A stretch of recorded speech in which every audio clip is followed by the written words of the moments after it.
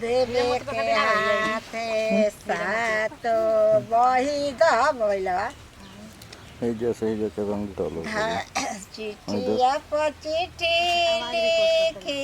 भेजे धर्मा हो भैया अरे देवे के हाथे गंगा बहिली के हाथावा अरे देवे के हाथ कवन सा कठिया तोरा परले धर्मा हो भैया अरे बारी होने निया हे जगलया धीरतिया अरे बारी होने निया कवन सा कठिया तोहर परले धर्मा हो भैया अरे बारी होने निया हे जगलया धीरतिया अरे बारी होने निया हे सा कठिया हमारो पर लमी हो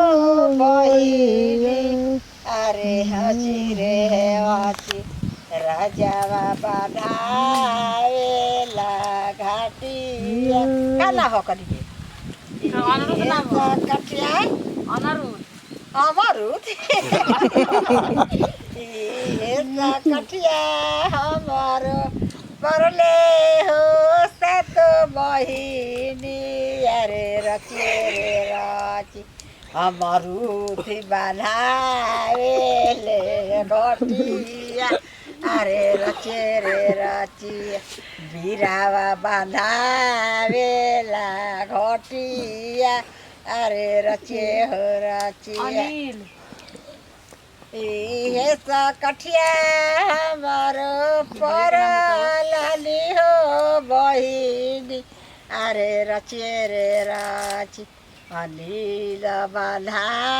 बांधावेले घटिया अरे रचे हो रचे सात बहिनिया जाबाऊ माड़िए भैया अरे तुरियो हो देव राजा के